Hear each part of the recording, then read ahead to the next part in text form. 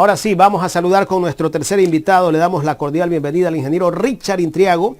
Él es candidato a la prefectura del Guayas y también es dirigente del pueblo Montubio. ¿Cómo está, ingeniero Intriago? Buenos días, ¿me escucha? Muy buenos días, muchas gracias por la invitación. Lo escucho muy bien.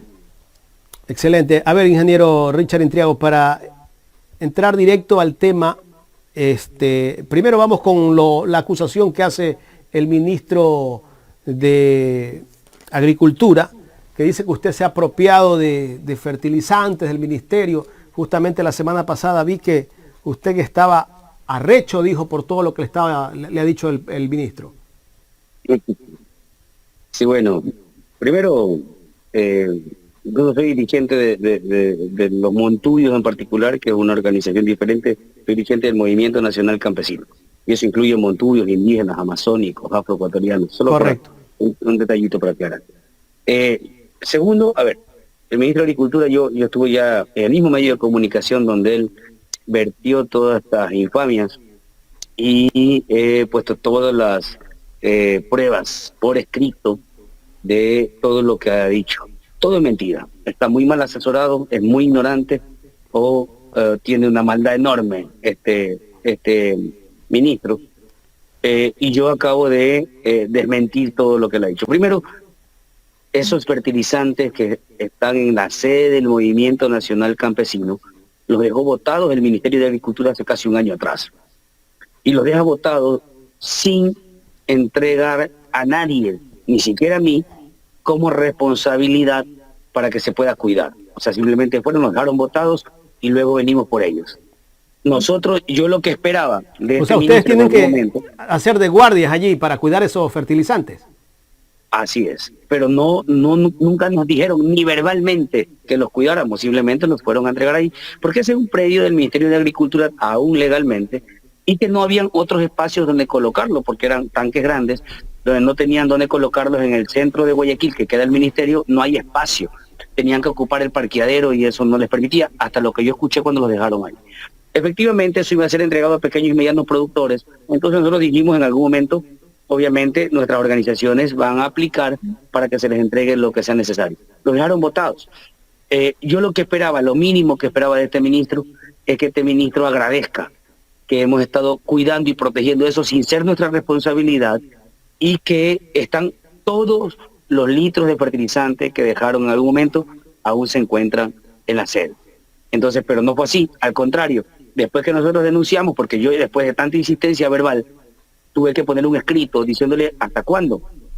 Estamos en una crisis tremenda del sector rural y ustedes siguen con eso que se está pudriendo en nuestra sede. Por favor, entréguenlo rápido a los pequeños y medianos agricultores. Después que yo pongo el escrito, 5 días después, ellos abren un proceso administrativo en mi contra.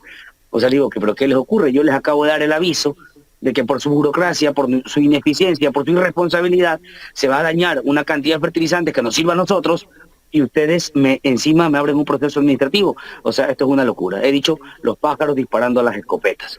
Entonces, ese es el problema real. Ellos tendrán que ver, y hay un proceso administrativo en marcha, ellos tendrán que responder ante el país por la inoperancia en medio de una crisis rural, que ellos no puedan ni siquiera entregar eso. Oye, pero esto no es una novedad, ¿eh? El Ministerio de Agricultura tiene vehículos, tiene maquinarias, tiene un montón de cosas botadas, tiene oficinas y edificios botados sin que puedan ser bien manejados porque son ineficientes y la burocracia los absorbe. Así que tenemos una institución con un montón de herramientas para ayudar y no lo hacen porque son ineficientes. También dijo que usted que no les permitió el ingreso a las personas que fueron donde están los fertilizantes, donde está la hacienda, no me recuerdo cómo se llama la hacienda, el Rosario. Sí, a ver, yo demostré también, eso también está en el mismo medio de comunicación donde ellos vertieron estas injurias, de la misma persona donde ellos muestran una foto que está fuera de la puerta, yo le muestro la siguiente foto donde está dentro. La misma persona, el mismo día, la misma ropa, que es una funcionaria del Ministerio de Agricultura. Mienten. Están mintiendo porque ellos su irresponsabilidad tienen que cubrirla. Y las personas que mienten, querido amigo, mienten siempre. La mentira es un mal hábito. Si usted miente una vez, miente toda la vida. Eso es lo que está pasando con el ministro. Y con una mentira trata de cubrir otra. Entonces tiene un problema. También dijo otra cosa. Cuando estuvo en ese programa dijo, hace 2 días pusimos una denuncia en la fiscalía. Mentira, no hay ninguna denuncia en la fiscalía. Yo no tengo una sola denuncia, ni por él ni por nadie. Nunca he tenido una denuncia que me hayan hecho en la fiscalía, porque no le he hecho daño a nadie nunca.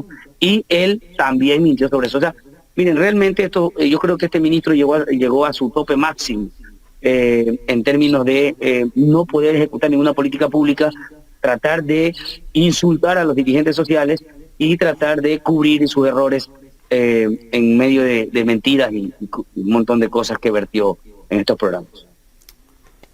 Correcto. ¿Por qué cree usted que están haciendo todo esto en este momento el gobierno? Porque les voy a ganar las elecciones, les voy a ganar la prefectura del Guayas. Pues. Yo voy a ser el próximo prefecto del Guayas y se lo garantizo hoy en su programa. Se lo digo a todo corazón. Y no porque por vanagloria, se lo digo porque tenemos una enorme convicción. Y usted sabe bien que las personas que tenemos grandes convicciones y estamos dispuestos a dejarlo todo por ese sueño, por esa forma, por esa, en mi caso, por la transformación profunda de una provincia que me duele mucho, es donde logramos las cosas gigantescas. Y nosotros, mi equipo sabe firmemente que vamos a ganar las elecciones en la provincia de Guayas. Estamos creciendo enormemente como el candidato predilecto de la provincia y eso los tiene asustados. Los tiene asustados porque la provincia de Guayas ha sido cooptada por décadas por grupos de poder económico gigantescos.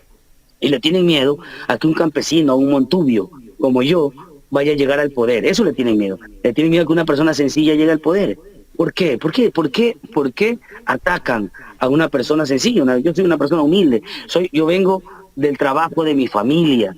Mi padre es abogado, mi madre es profesora. Venimos de abajo hacia arriba. A eso le tienen miedo a la fortaleza con la que vamos avanzando.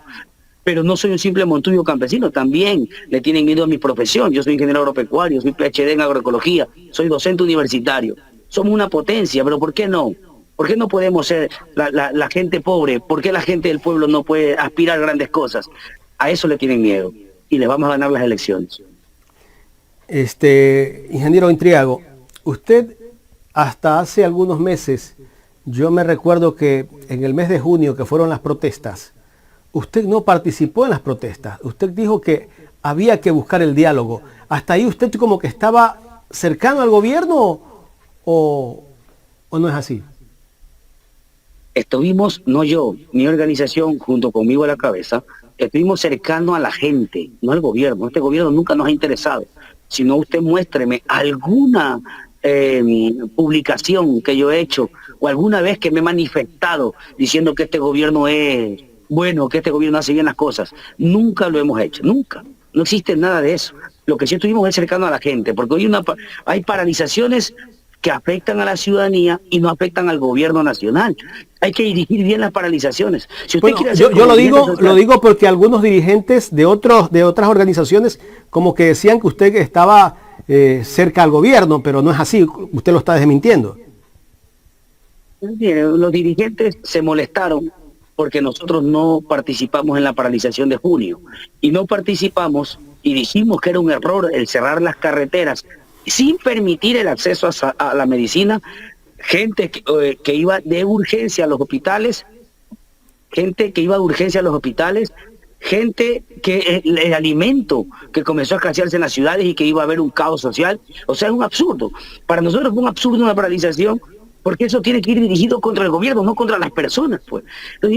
Permítannos pasar los alimentos en camiones para que la gente se abastezca de comida. Sigan la paralización, pero déjennos pasar los alimentos, no, ni eso.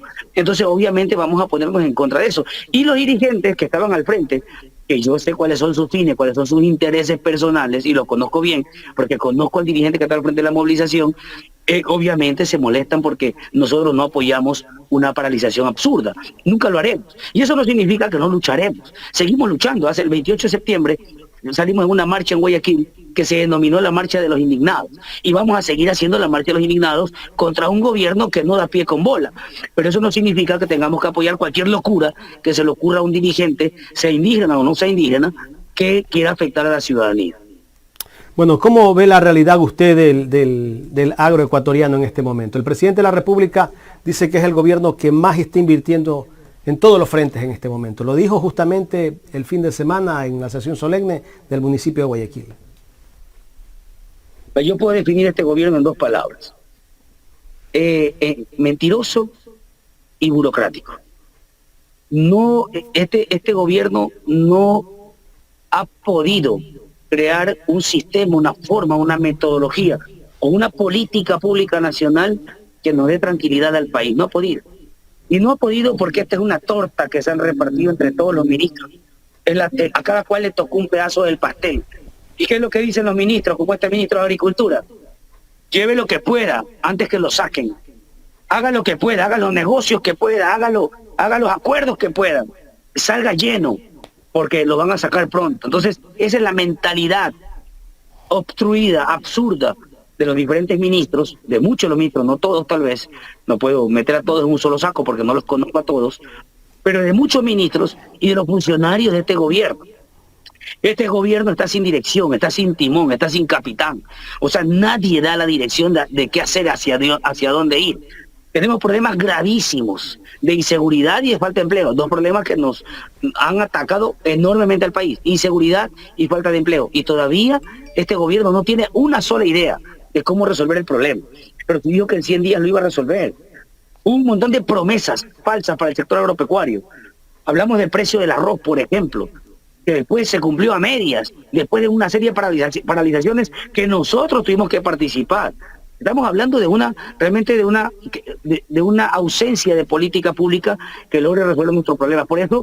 Por eso la estrategia del Movimiento Nacional Campesino ahora es ir hacia una sola provincia, que es la provincia del Guayas, tener el poder en esa provincia para poder generar la política pública, generar los proyectos, los programas, los acuerdos con las otras organizaciones sociales que permitan fortalecer la provincia, porque el país lo tenemos perdido con el presidente de la República. Correcto. ¿Cómo quedó el tema del precio del arroz que han venido luchando justamente los arroceros desde hace mucho tiempo?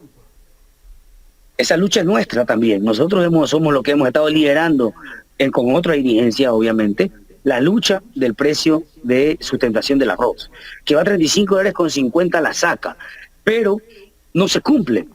35.50 no es malo, no es lo que ofreció el presidente, pero no es malo. Pero no se cumple. O sea, fue un saludo a la bandera. Es como decirle, firmen el acuerdo para que no molesten más. Firmen el acuerdo para que los arroceros, los montubios, estos campesinos no molesten, pero al final nadie lo cumple. Porque tampoco tiene la capacidad del gobierno de hacerle cumplir a las piladoras que paguen el precio. Y no solamente el problema de las piladoras, el problema del precio final del arroz. La piladora no puede pagar un precio exagerado si al final va a tener un mercado que tampoco le responde. O sea, aquí debe haber una política pública de comercialización agropecuaria que hoy está a la deriva, que es ineficiente y que no ayuda a nadie. Correcto. Vámonos con la propuesta que tiene en caso de llegar a ser prefecto de la provincia del Guayas. ¿Cómo sacar adelante la provincia del Guayas, ingeniero Intriago? Vea, nuestra propuesta se basa en una connotación importante de superar todos los problemas que tenemos a partir de la unidad estrecha entre el campo y la ciudad. El campo tiene muchas cosas que la ciudad necesita y la ciudad tiene muchas cosas que el campo necesita. En medio de esa relación que hoy nos han dividido, que hoy día vemos ciudades que no entienden lo que está pasando en el campo y por eso cuando existen las crisis no saben cómo resolver los problemas, nosotros entramos en ese fortalecimiento de esa unidad entre el campo y la ciudad. El campo, por ejemplo, es el que ha mantenido con alimentación en las crisis más grandes que hemos tenido. En la crisis del COVID fuimos nosotros quienes tuvimos la comida en los barrios de las ciudades, principalmente Guayaquil y Durán. Por esa razón, esa relación va a estrecharse más. Primero, en términos de comercialización. Usted se imagina nuestros mercados, que ya los tenemos, son pequeños ahora, pero con la prefectura serán gigantes, directos, en una relación directa entre el campo y la ciudad. ¿A cuánto disminuye el alimento si nosotros lo ponemos directo? Oiga, le voy a dar un ejemplo nada más para que se entienda. La papaya de este porte, que vale normalmente en el mercado entre $2, $1.50, y en los supermercados hasta $3.50, a nosotros nos las pagan en el campo a 15 centavos. O sea, ¿usted tiene alguna idea de la relación de precios que hay ahí? La sandía nos las pagan $1.50 y llega a valer $7 la más grande en la ciudad. La guanábana, pagan una gaveta de 20 guanábanas, nos las pagan en el campo a $8. Y una sola guanábana en la ciudad vale de $5 a $8. Eso cuesta. Es absurdo. Eso cuesta acá. Por esa razón, la relación entre el campo y la ciudad hará que la canasta básica disminuya la mitad de precio. Y eso significa mejorar la economía de todos. ¿Y qué se El puede campo hacer puede con generar respecto, trabajo. ingeniero Intriago, qué se puede hacer con Sí. respecto a los precios de los productos en el campo? Yo también viví en el campo, mis padres fueron montubios y conozco la realidad de lo que es el campo. Una racima de verde allá, yo recuerdo, ahora no sé en cuánto estará, pero cuando yo vivía allá, le hago una referencia con el dólar. Acá en Guayaquil una racima costaba, póngale, $5, pero allá en el campo se la pagaban a 80 centavos y todavía con el 10%, bueno, te ponen una especie de un castigo, te ponen. Si entregas 100 racimas, tienen que entregar 110. Así mismo es. Eso es lo que ocurre. Entonces, bueno, esas son las inequidades que tenemos en el campo. Y al final... ¿Qué se puede hacer con respecto a eso? Bueno, le estoy diciendo una relación directa entre el campo y la ciudad con mercados directos de campesinos a consumidores. Estamos hablando de precios a la mitad o menos de la mitad en muchos casos para que la gente pueda abastecerse de alimentos.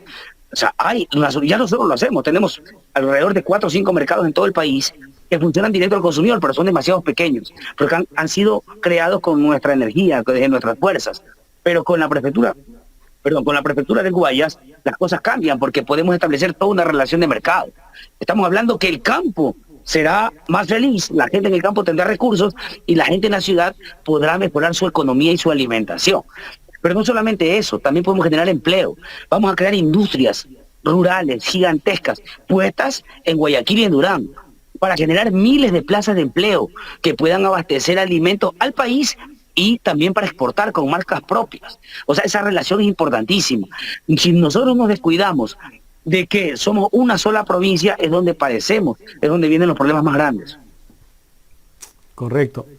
Y en cuanto al tema vialidad...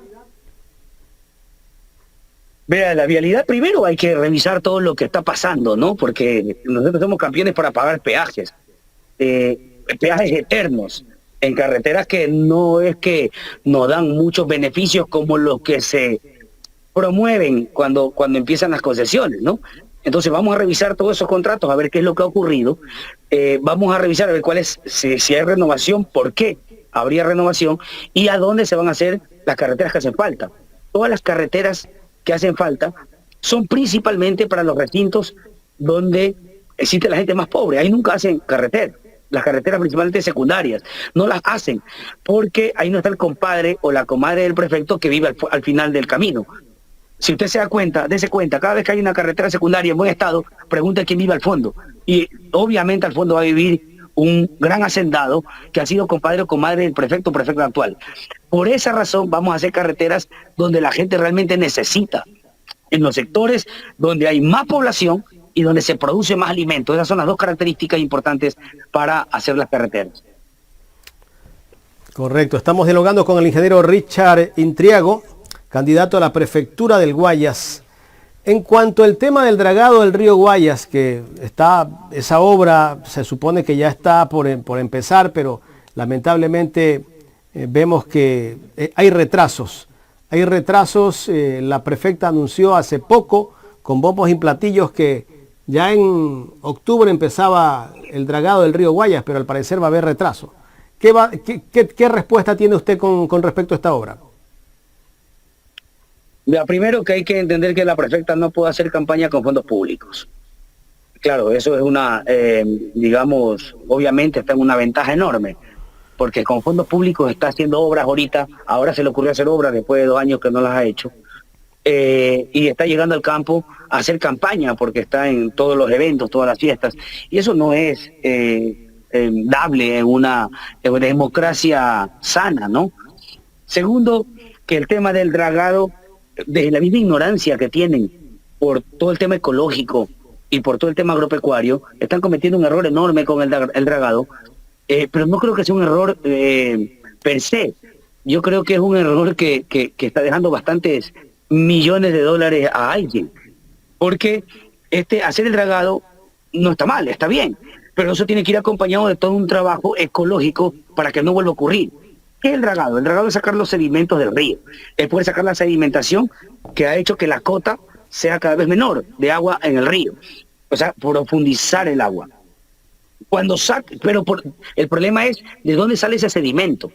Por eso hay que atacar el problema real, porque si no sería poner pañitos de agua tibia en un enfermo que tenga infección pulmonar.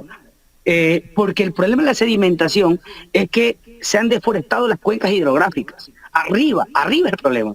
Se deforestan y cuando se deforesta queda la tierra suelta y por medio de la corriente otra vez la sedimentación va a las rías Guayas. Ese es el problema real. ¿Qué quiere decir? Que si la prefecta hoy hace el dragado, que cuesta millones de dólares a los guayacenses, mañana, después de 3, 4 años, va a tener que volverlo a hacer, porque la sedimentación va a continuar. Se llama erosión por deforestación. Por esa razón, si es que se hace el dragado y no se reforesta ahora, va a volver el problema. Por eso es un saludo a la bandera. Es el trabajo del tonto o del vivo, porque al final son cada 4 años que hay que entregarle el dragado a empresas privadas, que son millones de dólares que se van de los guayacenses. Así que ese cuento para Pero otro habría lado. que reforestar todo el Ecuador. No, reforestar las cuencas hidrográficas que convergen en las rías Guayas. En el caso de la ría Guayas, sino hay que reforestar el resto del país, el resto de las cuencas. Hablo de la cuenca, no hablo de todo el bosque. Hablo a los alrededores del río, que es donde la sedimentación corre y va hacia abajo. Ese no es un trabajo, es un trabajo grande, pero es un trabajo bien hecho. No es pañitos de agua tibia a un enfermo de infección pulmonar. Uh-huh. Bueno, ingeniero Richard Intriago, le quiero agradecer por habernos dado esta entrevista. Muchas gracias a ustedes y con gusto cada vez que me inviten. Un placer. Gracias al ingeniero Richard Intriago, candidato a la prefectura del Guayas por la Izquierda Democrática.